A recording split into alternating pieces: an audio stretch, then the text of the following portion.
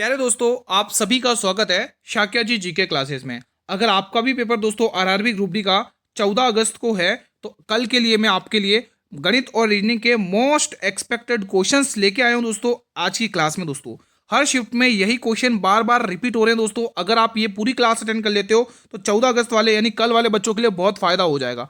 Who बहू question इस class से छपे हुए मिलेंगे कल के पेपर में।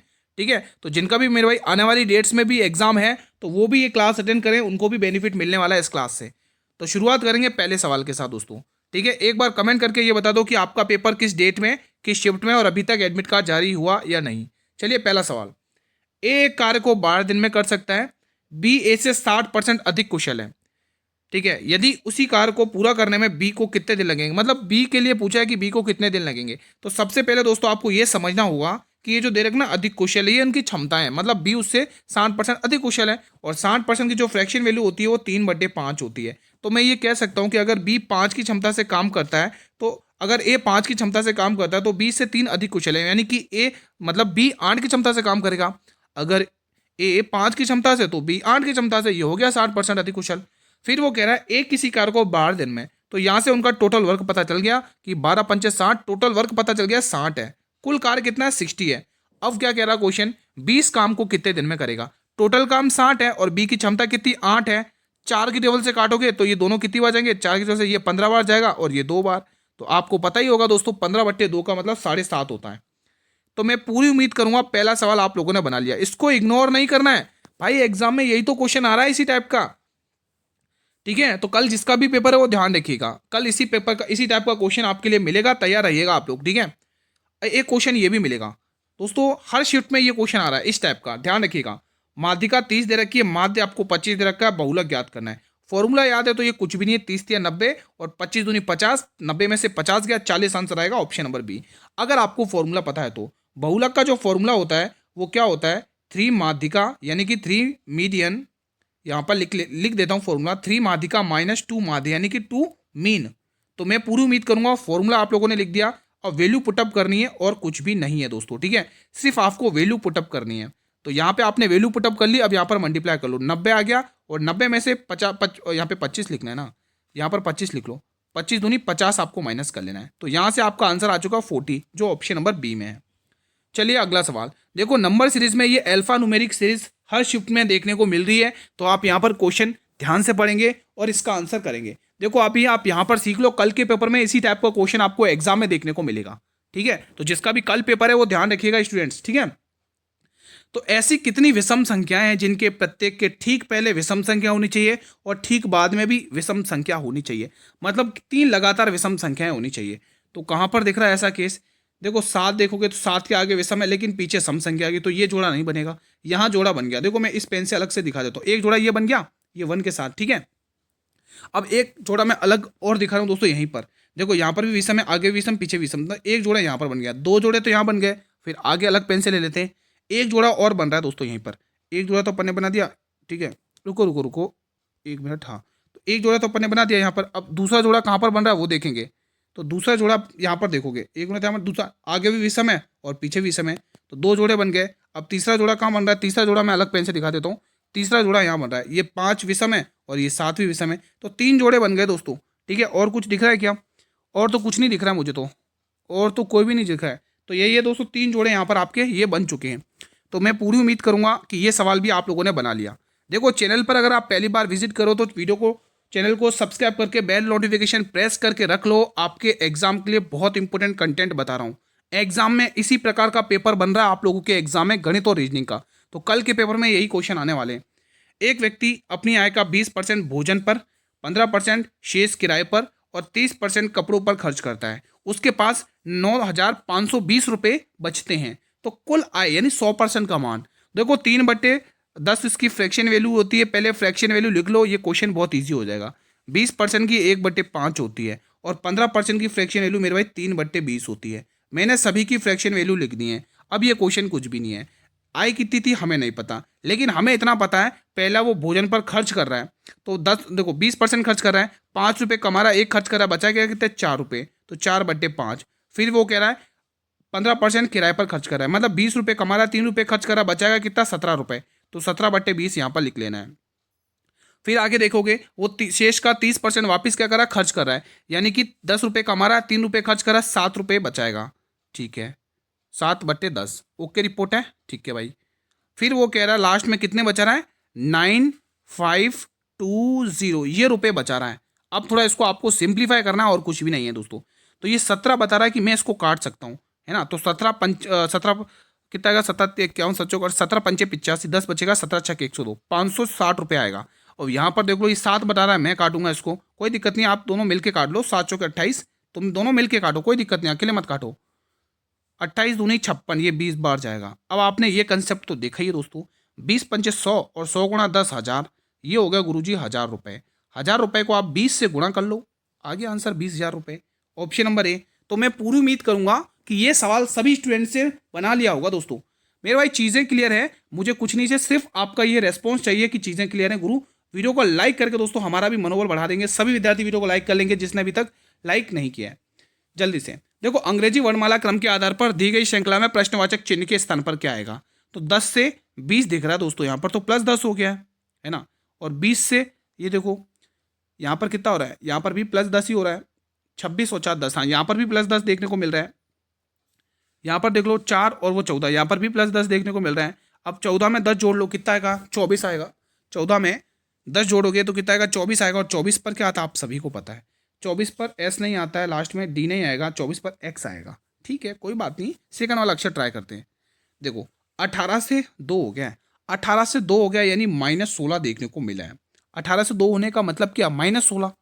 फिर यहाँ पर देखो 2 और ये 12, यहाँ पर कितना आ रहा है, कुछ लॉजिक पता चला गया, लॉजिक कुछ पता चला गया, लॉजिक यहाँ पर तो पता नहीं चल रहा है। एक मिनट रुको, यहाँ पर ऐसे करके देखते। देखो ये 12 है और ये 22 है, 12 से 22 यानी कितना प्लस हो रहा है, यहाँ 12 है और वहाँ 22 है, यानी यहाँ पर +10 हो रहा है। ठीक है, यहाँ +10 हो रहा है। फिर यहाँ पर देखो ये 2 नंबर पे आता है और वो 12 नंबर पे आता है, यहाँ पर भी +10 हो रहा है, तो अगला नंबर भी +10 आएगा। 22 में 10 जोड़ो कितना आएगा, 32। 22 में 10 यानी कि 6 इधर से हो जाएगा और 4 उधर से, यानी यहाँ पर क्या आना चाहिए, 6 आना चाहिए, 6 आना चाहिए दोस्तों। ये ऑप्शन नंबर सी लग रहा है मुझे, तो सी आएगा दोस्तों यहाँ पर। ठीक है दोस्तों, तो यहाँ पे आपका पता चल चुका है ऑप्शन क्या आएगा, ऑप्शन नंबर सी आएगा दोस्तों। ये वाला ऑप्शन बन रहा है दोस्तों। ठीक है, तो मैं पूरी उम्मीद करूंगा कि ये सवाल सभी स्टूडेंट ने बना लिया होगा, शानदार सवाल था। इस प्रकार के सवाल एग्जाम में आ रहे हैं, ध्यान रखिएगा। चलिए ये सवाल बनाकर बताइए, ये भी एक शानदार सवाल है, एनोलॉगी टाइप का है। तो जी आता है 7 नंबर पर, क्या आता है 11 नंबर पे, 7 से 11 यानी +4। ओ 15 पे आता है, 19 पे ऐसा आता है +4। ठीक है, +4 देख लो कहाँ पर हो रहा है, 14 और 4 18 होना चाहिए, लेकिन 19 आ रहा है, गलत हो गया। 17 और 4 कितना होना चाहिए, 17 और 4 21 होना चाहिए, लेकिन 22 आ रहा है, गलत आ रहा है। 22 4 26 ये होना चाहिए, 23 और ये 2 ऑप्शन बचे अपने पास। आगे और लॉजिक चेक करते हैं। ठीक है, आगे और चेक करते हैं। 14 और 19 यानी +5 करना है, अब इन दोनों में +5 करना है। 8 और 5 13 पे, 11 13 पे क्या आना चाहिए, 13 पे एम आना चाहिए, लेकिन यहाँ के दे रखा, तो ये ऑप्शन भी गलत, ऑप्शन नंबर सी। देखो यहाँ पर 5 प्लस करने पर आ रहा है दोस्तों। ठीक है, यहाँ पर दोस्तों अगर देखोगे तो 5 प्लस करने पर देखो बी आता 2 पर, एम आता 13 पर, यहाँ पर भी तो नहीं आ रहा है 5 करने पर, यहाँ पर भी तो नहीं आ रहा है। एक मिनट, ऑप्शन में कहीं मिस्टेक तो नहीं करी अपन ने। वैसे अगर अपन देखेंगे ना, ये 14 पे आ रहा है, ये 19 पे आ रहा है, 14 से 19 +5 हो रहा है। यहाँ पर 8 में +5 को 13 पे क्या आना चाहिए, एम आना, लेकिन क्या आ रहा है, लेकिन बी आता 2 पे, 2 में आपको 5 + 7 आ रहा है, लेकिन वहाँ एम आ रहा है, गलत आ रहा है, या तो ऑप्शन में मिस्टेक लग रही है। चलो आगे वाला लॉजिक और चेक करते हैं। ये 12 पर और ये 16 पे, 12 से 16 यानी +4, तो 4 और 4 8, तो यही आंसर लग रहा है। और यहाँ पर देखोगे, यहाँ पर 8 और 4 12 होनी चाहिए, ये आंसर गलत लग रहा है। ठीक है, तो मुझे तो लग रहा है दोस्तों इस एच की जगह दोस्तों क्या होगा दोस्तों, मैं बताऊँ, 8 होगा दोस्तों, 8। देखो 4 12, यहाँ पे एल होगा दोस्तों, के की जगह एल होगा, JLH, तभी दोस्तों 8 और 4 12 प्लस होगा, है ना। तो मुझे सी ऑप्शन लग रहा है, देखो यहाँ पे एल कर लेना। ठीक है, बाकी दोस्तों इसमें आप देखोगे बी आता 2 नंबर, इसमें 5 और 7 यानी तो बहुत दूर है, तो सी वाला ऑप्शन आएगा, यहाँ एल कर लेना। ठीक है भाई, और बाकी आगे 4 प्लस हो ही रहा है। तो मैं पूरी उम्मीद करूँगा ये सवाल भी आप लोगों ने बना लिया। ये लो अगला सवाल बनाइए। शांत जल में एक नाव की चाल 7 किलोमीटर घंटे है, धारा की चाल 3 किलोमीटर घंटे है, तो नाव 40 किलोमीटर की दूर के 40 किलोमीटर धारा के अनुकूल जाने में कितना समय लेगी। बहुत ही इंपॉर्टेंट क्वेश्चन है, ध्यान से सॉल्व करेंगे। जब भी ऐसा क्वेश्चन आता है तो रेशियो बना लो, BW DS मतलब धारा की दिशा, UP मतलब धारा की विपरीत दिशा, अप स्ट्रीम, और इंग्लिश में, और DS को क्या कहते हैं इंग्लिश में, डाउन स्ट्रीम। ठीक है, तो धारा की चाल 7 किलोमीटर, नाव की चाल 7 किलोमीटर, धारा की चाल 3 किलोमीटर, इन दोनों को जोड़ेंगे तो ये वैल्यू आ जाएगी। तो इस अब आपके पास दोस्तों चाल आ चुकी है, आपको वो भी किसके, धारा के अनुकूल, यानी कि धारा की दिशा में ही दूरी कवर करनी 40 किलोमीटर की। 40 किलोमीटर दूरी बटे समय क्या होता है, दूरी बटे चाल, दूरी आ गई, चाल कितनी आएगी 10, तो उसको 4 घंटे लग जाएंगे, ऑप्शन नंबर बी। अब एक बार मुझे अप स्ट्रीम की वैल्यू निकाल के बताइए, धारा की विपरीत दिशा में यही दूरी को तय करने में कितना समय लगेगा। जल्दी से सभी विद्यार्थी ये बताइए, कितने समय में 800 रुपये की धनराशि 6% वार्षिक दर से साधारण ब्याज 140 हो जाएगा। मतलब दर गुणा समय बराबर साधारण ब्याज होता है, तो साधारण ब्याज बराबर मूलधन कितना देगा 800 गुणा रेट आपके पास और टाइम आपको निकालना है। ये आपका फॉर्मूला तैयार है, अब सॉल्व कर लो। 2 जीरो से 2 जीरो, ठीक है, 2 जीरो से 2 जीरो गए, 4 जीरो से काट लो, 36 दूनी 72, 72 दूनी 136 बार जाएगा, ये तो जाएगा 36 दूनी 72, 72 दूनी 140 होता है। 4% है कि 6% है, 6% है ना भाई, यहाँ पर तो गुरु 6% है, 6% है ना, 6%, 6 की टेबल से काटो, 6 की टेबल से 6 दूनी 12, 6 चौक 24, ठीक है, और 8 की टेबल से 3 बार, तो 3 साल लग जाएंगे गुरु जी, 3 साल, यानी कि आपको सी वाला ऑप्शन टिक कर लेना है। ये लो अगला सवाल। 4 अक्षर समूह एक निश्चित तरीके से समान है और एक ग्रुप का पालन करते हैं, उन चारों में से एक ऐसा ऑप्शन है जो उस ग्रुप को फॉलो नहीं करता है। तो देखो 12 4 16, ठीक है, 15 4 19 होना चाहिए था, यहाँ पे देखो, यहाँ पे +4 देखने को मिल रहा है, यहाँ पर 15 और 3 18, यहाँ पे +3 देखने को मिल रहा है, 20 और 24, यहाँ पे +4, यहाँ पे Z और ये +4, मतलब कि आपको पता चल चुका है बी वाला ऑप्शन अलग है, क्योंकि यहाँ पर +3 देखने को मिल रहा है। ये लो अगला क्वेश्चन आपके स्क्रीन पर है, फिर से देखो, यहाँ पर OXGP का संबंध 62 से। जब भी ऐसा क्वेश्चन आता है ना दोस्तों, तो मुझे आप हमेशा ध्यान रखना, इनकी प्लेस वैल्यू को ऐड करके देखा करो, ऐड करके देखोगे कुछ ना कुछ गुणा गुणा हो रहा होगा, या फिर सीधा सीधा प्लस करके दे रखा होगा। ये 15 होता है, ये 24 होता है, ये 7 होता है और ये 16 होता है। अब आपको प्लस करना है और कुछ नहीं है, ठीक है, इनको प्लस करना है। तो यहाँ पे 24 और 16 का प्लस करके देखो कितना होगा, 30 40 हो जाएगा, 40 में 15 प्लस करके देखो 50 55 हो जाएगा, 55 में 7 प्लस करके देखो 62 आ रहा है।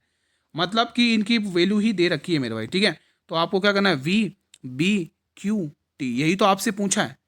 तो V आता है 22 नंबर पर, B आता है 2 नंबर पर, Q आता है 17 नंबर पर और T आता है 20 नंबर पर। बस अब आप उसका कैलकुलेशन कर लो, हो गया क्वेश्चन।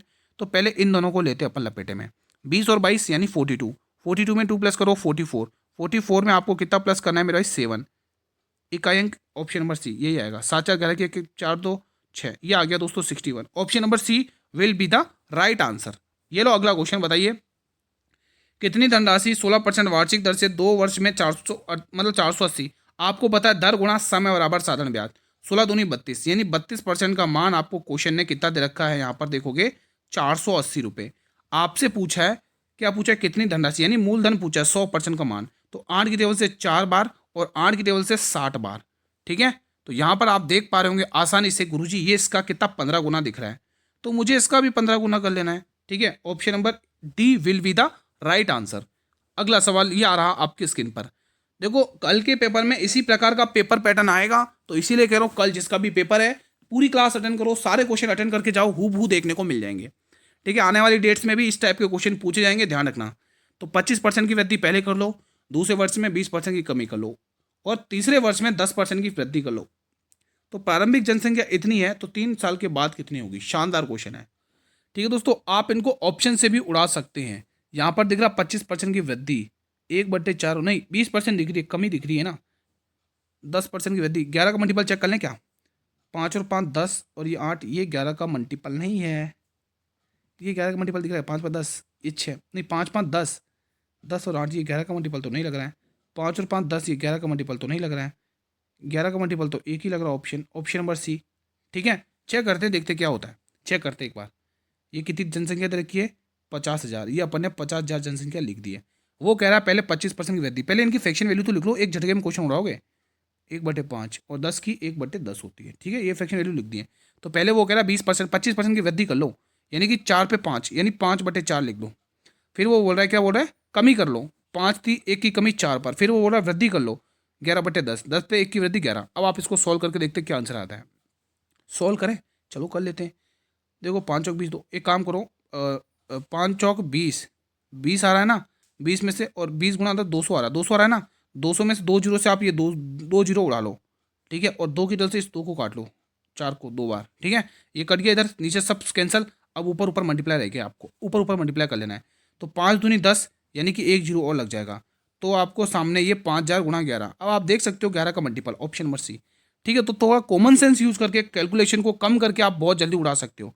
मैंने दोनों तरीके बताए, 5000 गुणा 11 कर लेना है। आपके पास दोनों तरीके हैं, जो आपको सूटेबल लगे उससे आप एग्जाम में सॉल्व कर सकते हो। ठीक है, जब एक ही मल्टीप्लाई दिखता है तो फिर तो बहुत आसान हो जाता है। स्टार को ये लिख रखा है, रेट को ये लिख रखा है, ई के लिए कोड पूछ लिया गया।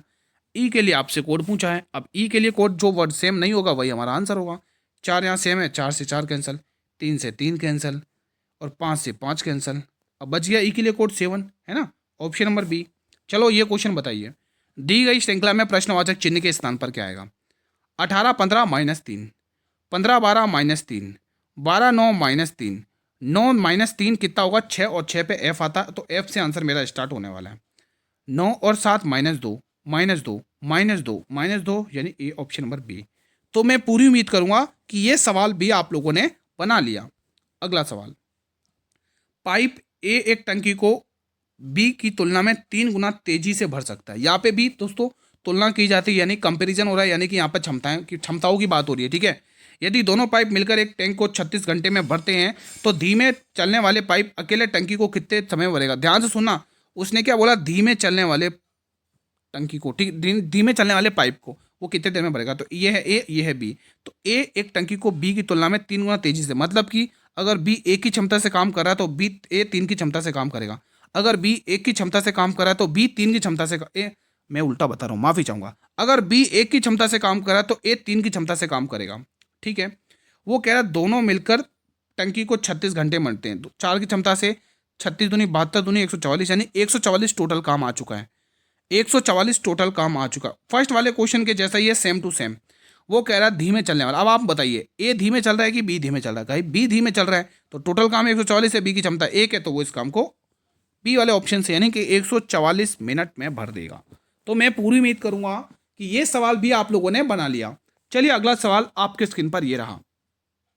एक राइडर 60 किलोमीटर की दूरी 30 किलोमीटर घंटे की चाल से, और अंत में 50 किलोमीटर की दूरी 25 किलोमीटर घंटे की चाल से, तो संपूर्ण यात्रा के दौरान राइडर की औसत चाल, एवरेज स्पीड पर कल आपको क्वेश्चन देखने को मिलेगा।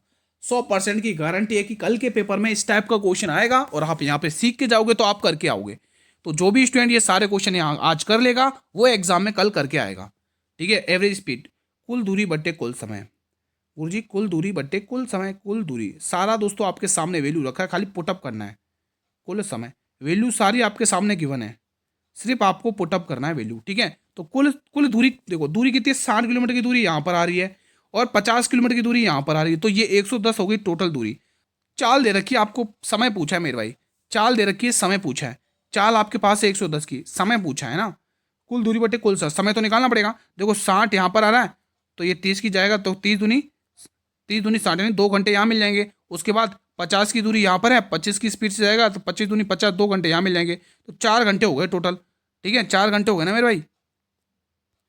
ठीक है, मुझे लग रहा है 3 की जोड़ी, 3 की औसत दोस्तों यहाँ पे एक और था शायद, बाकी 2 की टेबल से 2 बार और 2 की टेबल से 55 दूनी 110, फिर पॉइंट में फंस जाएगा आंसर। मुझे लग रहा है दोस्तों इस क्वेश्चन में एक और था, देखो और अंत में बोला ना इसने, मतलब कि एक और एवरेज स्पीड दे रखी थी। अगर आप इस क्वेश्चन के अकॉर्डिंग देखोगे मेरे भाई तो आंसर आपका ये पॉइंट में बनेगा। देखो अगर आप इस क्वेश्चन के अकॉर्डिंग देखोगे तो ऑप्शन में मिस्टेक है। ठीक है, क्योंकि मैं बता रहा हूँ दोस्तों क्या हुआ यहाँ पर 3 दे रखा था, 60 की चाल से 30 किलोमीटर की दूरी, मतलब सॉरी 30 किलोमीटर की दूरी 60 की चाल से, और एक और दूरी दे रखी थी, वो हम यहाँ पे लिखना भूल गई मेरी टीम, इसलिए माफी चाहता हूँ। लेकिन ये 55/2 आंसर आएगा इस क्वेश्चन के अगर अकॉर्डिंग देखें। ठीक है मेरे भाई, तो 55/2, 2 दूनी 4, कितना है 15, 2 सत्ते 14, 27 पॉइंट के समथिंग कुछ आएगा समथिंग। ठीक है मेरे भाई, 27 पॉइंट के समथिंग आएगा। पूरी सॉल्व कर दे क्या? 2 दूनी 4, कितना 1 2 14, 1 2 75, 27.5 के समथिंग। ठीक है दोस्तों, अगर इसके अकॉर्डिंग की बात करें। ठीक है, तो आप कमेंट मत करना कि सर आपने गलत कर दिया क्वेश्चन, या ये कर दिया वो कर दिया। मैं अभी बता रहा हूँ दोस्तों, यहाँ पर एक चीज़ मिस्टेक है, इस वजह से ये आंसर ऐसा रहा है, बाकी करने की प्रोसेस यही है दोस्तों। ठीक है, अगर मैं चलो मिस्टेक क्या, चलो मैं ई वाला ऑप्शन बता दूँ, 27.5 के समथिंग है, तो आप ई वाला ऑप्शन टिक कर लो। ठीक है, चलिए अगला क्वेश्चन, ये बताइए दिए गए समीकरण में प्रश्न चिन्ह के स्थान पर क्या आएगा? अगर आप प्लस को माइनस कर लेते हो, गुणा को भाग कर लेते हो, गुणा को भाग कर लेते हो, 7 भाग को गुणा कर लो, प्लस को माइनस कर लो, गुणा को भाग कर लो, माइनस को प्लस कर लो, और प्लस को माइनस कर लो, हो गया आंसर। अब सॉल्व कर लो, सिर्फ सॉल्यूशन करना है।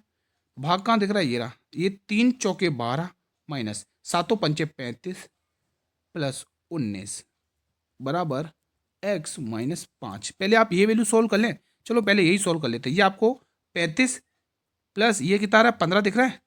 35 15 कितना होगा 40।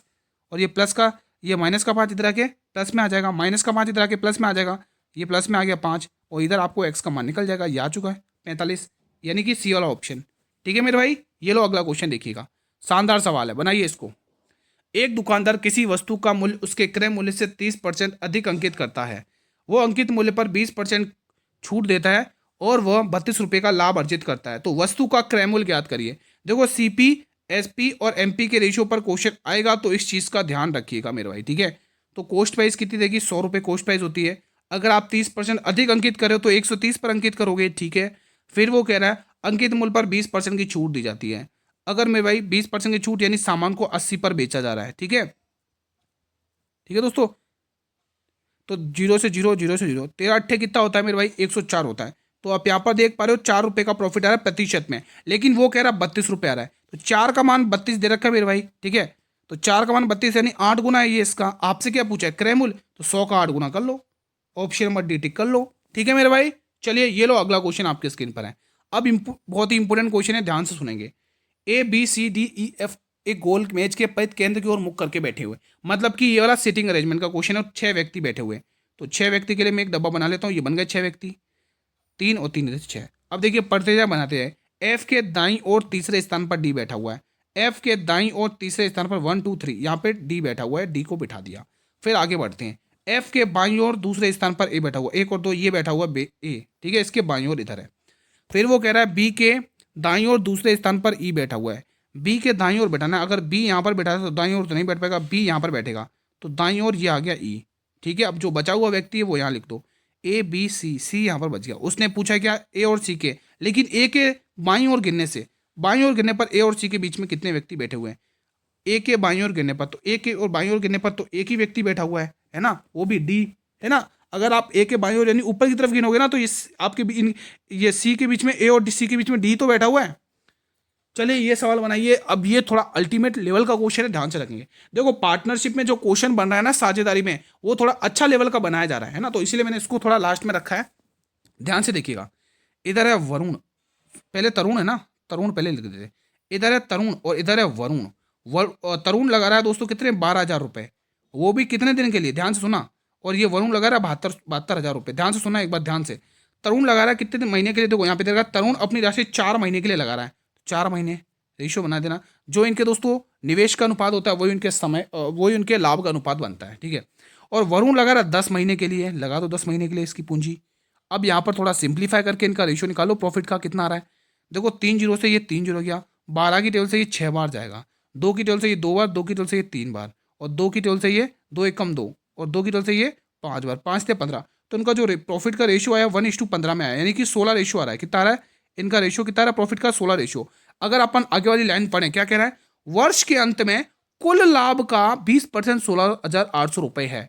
तो 16,800 रुपये ये किसका मान है, 20% का मान है ना। तो मैं यहाँ पे कह सकता हूँ कि जो 16,800 रुपये है, ये 16,800 है, ये 20% का मान। अब देखो परसेंट का 100 नीचे लिखेगा, वो घूमकर 100 ऊपर आ जाएगा, तो मैं यहाँ पर लिख देता हूँ 100। ठीक है, तो यहाँ पे देखोगे 1 जीरो से ये 1 जीरो गया, और 2 की तल से काट लो, 2 अट्ठे 16, 2 एकम 2 चौके 8, यानी कि 84,000 रुपये। 840 को इससे गुणा कर तो आपको 16 का मान पता चल गया। कितना पता चल गया गुरुजी, 84,000 रुपये। प्रॉफिट को प्रॉफिट से ही तो कंपेयर करोगे मेरे भाई। ठीक है, तो ये इसका कितना गुना दिख रहा है ये आपसे पूछा है। ठीक है, तो आपको क्या पूछा है उसने लास्ट में, वरुण का हिस्सा बताओ, यानी कि आपको 15 का मल्टीपल पूछा है। वरुण तो ये है ना, 15 का मल्टीपल यानी 3 और 5 का मल्टीपल होगा। तो देखो हम अगले पेज पर करते हैं। देखो दोस्तों ये 84,000 ये किसका 16 का मान है, आपसे 15 का मान पूछा। अब इसको सॉल्यूशन कर लो। 8 की टेबल से 2 बार, 8 की टेबल से 1 बार, 8 पंचे 40, 8 पंचे 40। ठीक है, ठीक है दोस्तों, ये 10,500 आ गया। अब 2 की टेबल से काट लो, 2 पंचे 10, 2 एकम 2, 2 पंचे नहीं नहीं नहीं 2 पंचे 10, 1 मिनट 2 पंचे 10। ठीक है, 2 दूनी 4, 1 2 पंचे 10, ये 5250 है। अब 5250 को आपको क्या करना है, 15 से गुणा कर लेना है। गुणा करके लिख लो आंसर कितना आ रहा है, यहाँ पर गुणा करके लिख लेंगे आंसर कितना आ रहा है। तो देखो कितना आ रहा है 0, 15 पंचे 75 की 5 कैरी 7, 15 दूनी 30 37, और 15 पंचे 75 3 78, 78750, 78,750, 78,750 option number A will be the right answer. तो पूरी उम्मीद करूंगा सवाल आपने बना लिया होगा। चलिए एक डिब्बे वाला सॉल्व कर लेते हैं दोस्तों, पजल वाला क्वेश्चन भी आ रहा है अच्छा खासा, ठीक है। तो कितने डब्बे हैं, 2 2 4 2 6 7 7 डिब्बे हैं, एक के ऊपर एक रखे गए, जरूर नहीं वो किसी क्रम में बैठे हुए। देखो एक और नीचे से दूसरे स्थान पर 7 डिब्बे हैं ना, ये एक, ये दो, दूसरा डिब्बा, ये तीसरा डिब्बा, ये चौथा डिब्बा, ये पांचवा डिब्बा, ठीक है, ये छठा डिब्बा और ये सातवां डिब्बा, ठीक है। तो एक और नीचे से दूसरे स्थान पर, यानी ए यहां पर बैठा हुआ है, नीचे से दूसरे स्थान पर ये है, ठीक है दोस्तों। ओके रिपोर्ट है, हाँ ओके रिपोर्ट है। फिर वो क्या कह रहा है, ए और डी के बीच केवल 3 डिब्बे होने चाहिए। अब देखो ए और डी के बीच तो 3 डिब्बे यहीं पर होंगे, ये आ गया डी यहाँ पर एक, अभी भी 3 डिब्बे नहीं हुआ, ऊपर बैठाना डी को, थोड़ा डी को एक स्टेप ऊपर बैठाना भाई, डी को एक स्टेप, अब ये आगे चुके, अब 1 2 3 डिब्बे आ चुके ए और डी के बीच में, ठीक है। आगे देखो बी को ए के नीचे एक स्थान पर रखा गया है, ए के नीचे बी को रखा गया है, तो रख दो, बी को रख दिया। फिर वो कह रहा है डी और जी के बीच केवल ई बैठा हुआ है, डी और जी के बीच केवल ई बैठाना है, तो ई यहाँ पर, जी यहाँ पर आएगा और ई यहाँ पर आ गया इनके बीच में, ठीक है। फिर आगे देखते हो एफ को डी के ऊपर किसी स्थान पर रखा गया, डी के ऊपर एफ होना चाहिए, ये आ चुका है। अब बचा कौन, आप देख लो कौन, सी बच रहा है ना, सी यहाँ पर आ जाएगा। क्या पूछा उसने क्वेश्चन आपसे, आपसे क्वेश्चन क्या पूछ रहा है, क्वेश्चन कह रहा है कि ई के नीचे कितने डिब्बे रखे गए, किसके, सॉरी सी के नीचे कितने डिब्बे रखे गए, तो सी के नीचे 1 और 2 2 डिब्बे रखे गए, ठीक है। यही है ना कि सी के नीचे कितने डिब्बे रखे गए, 2 ही डिब्बे रखे गए ना, ठीक है दोस्तों, सी के नीचे 2 ही डिब्बे रखे गए दोस्तों, ठीक है। तो फिलहाल आज का सेशन मैं यहीं पर वाइंड अप करता हूं, बताइए कैसा रहा आप लोग का रिवीजन। चलिए बताइए दोस्तों, कितने 20-21 क्वेश्चन करवा दिए, इसमें से आपने कितने बनाए। अगर आप ये क्वेश्चन भी अटेंड कर लेते हो ना दोस्तों, तो एग्जाम में बहुत अच्छा स्कोर है आपका। तो वीडियो को लाइक कर लेना मेरे भाई, अगर चीज़ें क्लियर हुई हैं। आप सभी से रिक्वेस्ट है वीडियो को शेयर भी कर लेना, फेसबुक, व्हाट्सअप, इंस्टाग्राम, टेलीग्राम, जिस भी प्लेटफॉर्म तक शेयर कर सकते हो। हर एक स्टूडेंट तक ये वीडियो पहुंचनी चाहिए ताकि उनकी भी हेल्प हो जाए, ठीक है मेरे भाई। अगर आप चैनल पर पहली बार विजिट कर रहे हो तो चैनल को सब्सक्राइब करके बेल नोटिफिकेशन बेल को प्रेस कर लो, ताकि आने वाले हर एक नई वीडियो का नोटिफिकेशन यूट्यूब सबसे पहले आपको ही प्रोवाइड करे, ठीक है। बाकी मेरे भाई जो पीडीएफ रहने वाली है वो आपको टेलीग्राम चैनल पर मिल जाएगी, जिसका लिंक मैंने इसी वीडियो के डिस्क्रिप्शन बॉक्स में दे रखा है दोस्तों, ठीक है। इसके 1 घंटे बाद दोस्तों फुल पेपर आएगा 8 बजे, 8 PM पर दोस्तों फुल पेपर मेरे सभी वीडियो को अटेंड करना है दोस्तों, मिस मत करना। जो पेपर करवा रहा हूँ वही पेपर एग्जाम में आ रहा है, तो 8 बजे वाली क्लास मत करना 1 घंटे बाद। मिलते हैं दोस्तों अगली क्लास में, तब तक के लिए जय हिंद, जय भारत, वंदे मातरम।